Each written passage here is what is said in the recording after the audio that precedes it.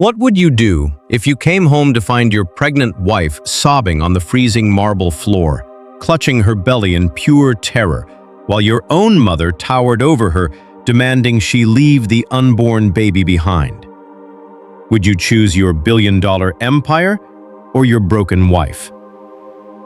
The deafening, violent crash of a shattered antique Ming vase did not just break the heavy mourning silence of the grand estate. It ripped the very fabric of a family to shreds. I have always wondered what it takes to completely break a man's spirit in a fraction of a second. Imagine stepping off an exhausting red-eye flight after 3 grueling months of overseas work.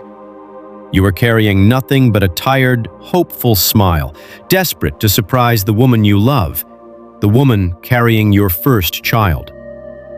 But the moment you push open those heavy oak doors, you do not find a warm homecoming. You step into a freezing, living nightmare.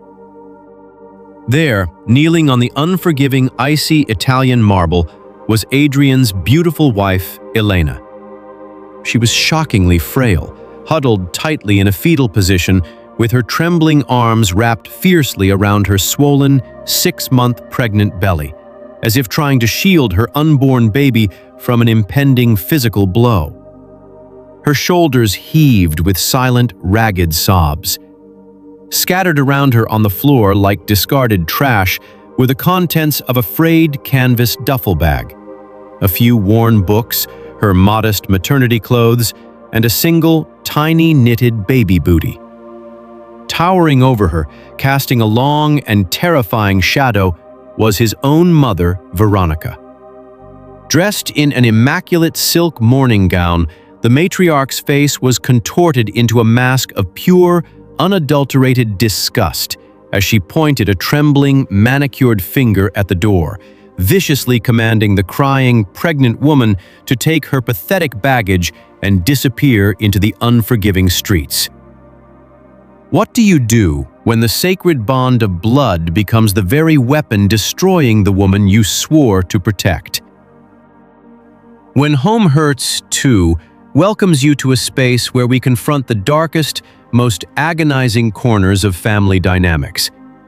If you have ever been forced to fight for your own dignity against those who were supposed to love you, or if you believe that true strength lies in protecting the vulnerable at all costs, please hit that subscribe button right now.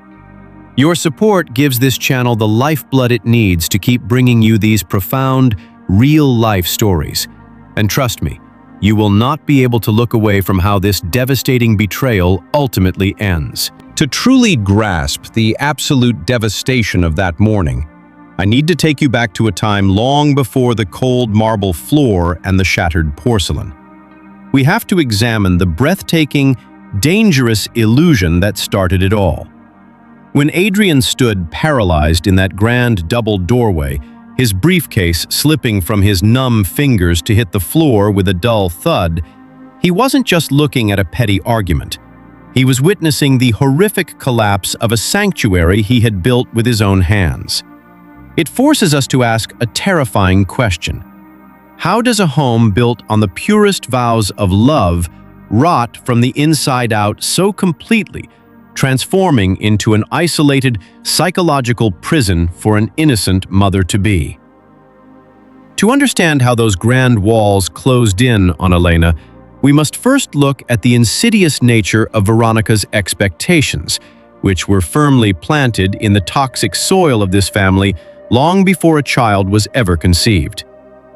Adrienne was the sole heir to a staggering generational fortune, a man groomed from birth to marry a woman of equal social standing, someone who viewed pedigree as the ultimate currency.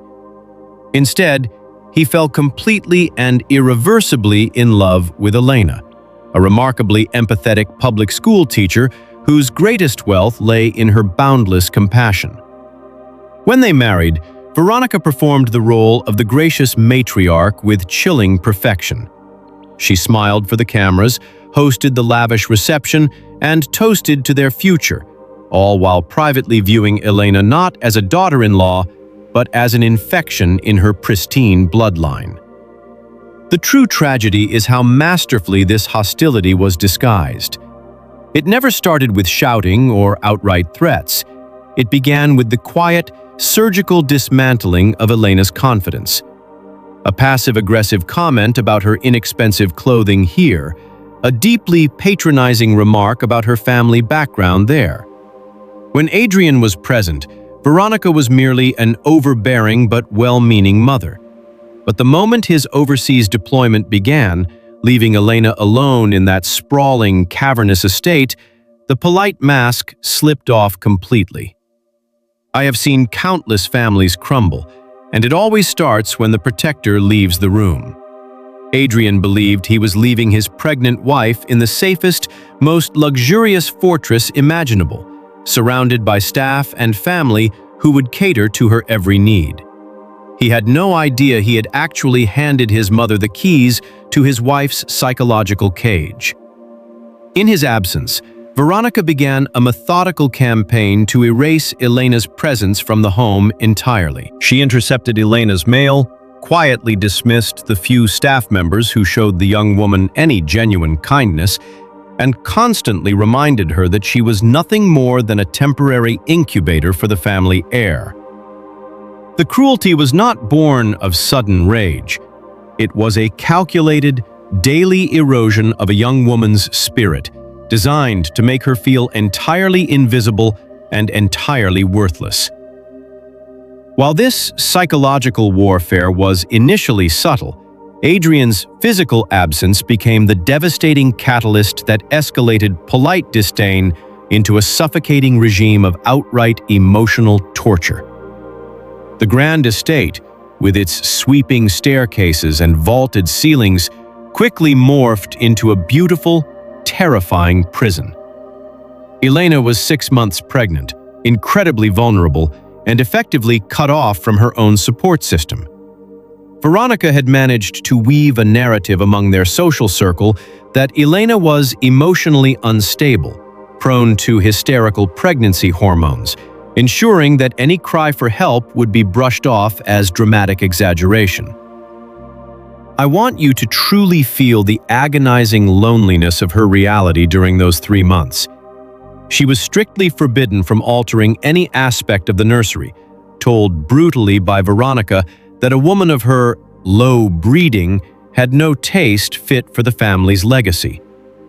Her meals were often taken alone in her bedroom, a deliberate ostracization meant to break her will. The morning of Adrienne's unannounced return was not merely a random fight. It was the harrowing climax of a woman desperately trying to escape her captor. Elena had finally reached her breaking point. She had quietly packed that frayed canvas duffel bag, gathering the few meager possessions she had brought from her old life, determined to flee the emotional slaughterhouse before her child was born into it. But Veronica had caught her trying to slip out the side entrance. The confrontation that followed was ruthless. The antique Ming vase had not been knocked over by accident. It was violently swept off its pedestal by Veronica in a fit of aristocratic rage, a physical manifestation of her intention to completely shatter Elena's resolve. She cornered the terrified, weeping girl, stripping her of every ounce of human dignity, demanding she leave with nothing but the clothes on her back and leave the unborn child behind once it was delivered. It was a terrifying display of absolute dominance, a mother-in-law weaponizing her vast power to crush a helpless girl into the icy marble floor. It was in the echoing aftermath of that shattered porcelain and the agonizing sight of his weeping wife that Adrienne's world snapped violently back into a sharp, unforgiving focus. For a fleeting microsecond, Veronica looked up, her twisted expression of rage instantly morphing into a calculated, sickly sweet mask of maternal concern, ready to spin a lie about Elena's supposed hysteria. But the truth was already etched into the scene before him, burning itself into his retinas. He did not ask what had happened. He did not wait for an explanation. The dull thud of his briefcase hitting the floor was the sound of a man completely shedding his past. I have witnessed moments where a human being fundamentally changes, where a definitive line is drawn in the sand. And this was Adrienne's. He bypassed his mother entirely, dropping to his knees on the freezing marble.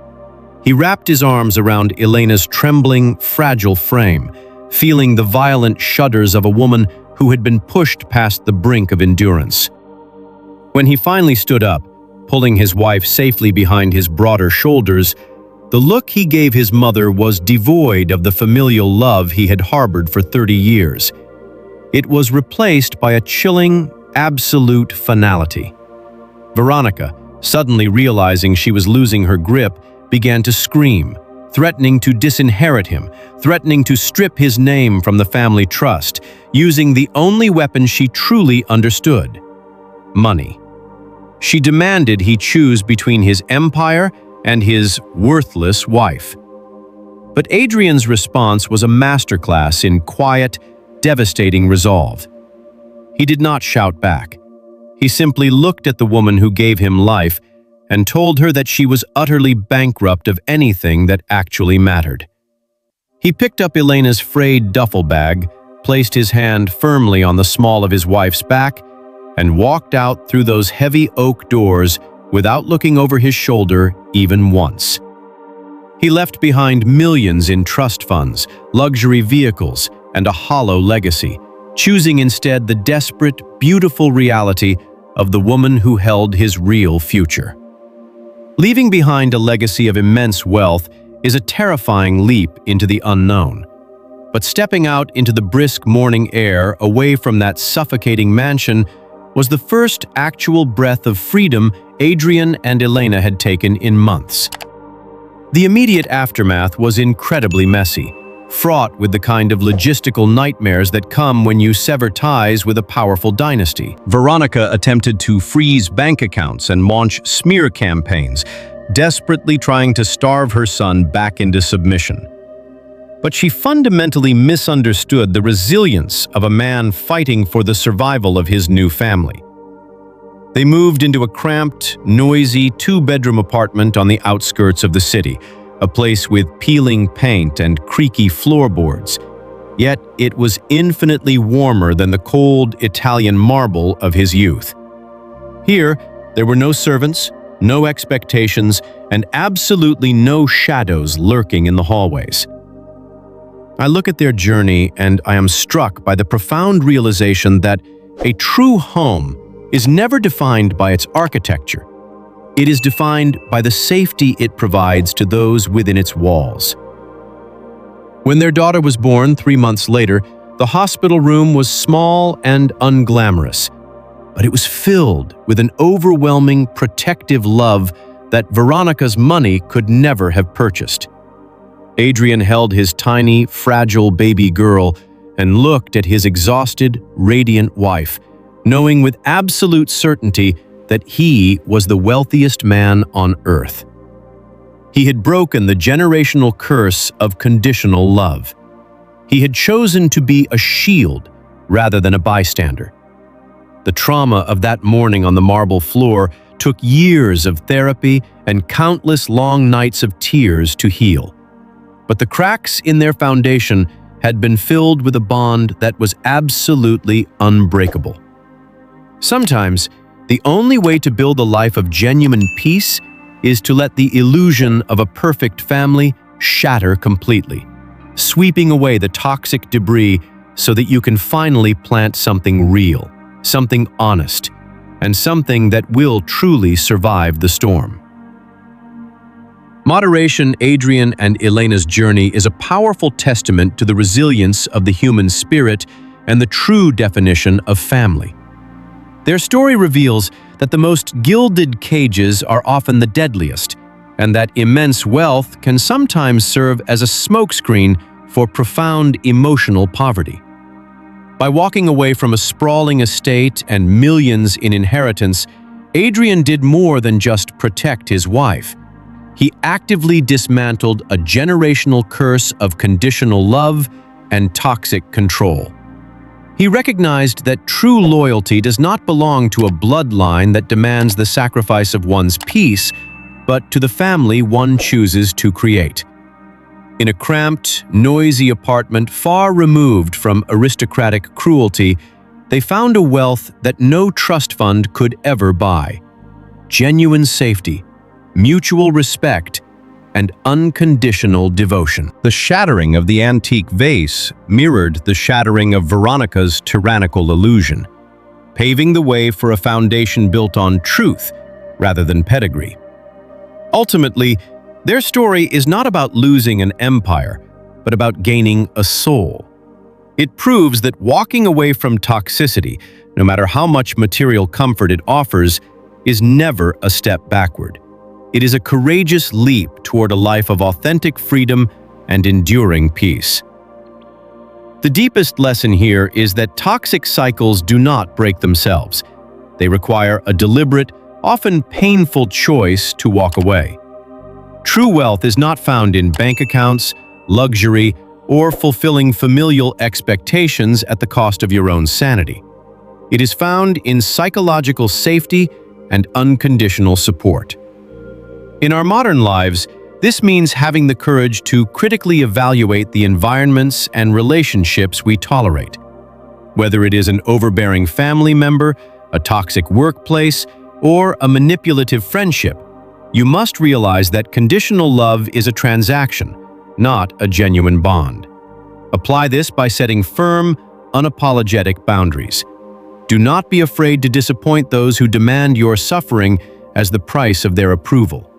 Protect your peace relentlessly, prioritize your mental health, and remember that building a smaller, humbler life filled with genuine love is infinitely more successful than residing in a luxurious fortress where your spirit is constantly starved. If you had to choose between inheriting unimaginable wealth but having to endure a toxic family, or living a very modest, peaceful life with the person you love most, which would you choose? Please leave your answer in the comments below so we can all read and discuss your perspectives. If you found value in this story, please hit that subscribe button to support the channel and give us the motivation to keep bringing you more compelling content.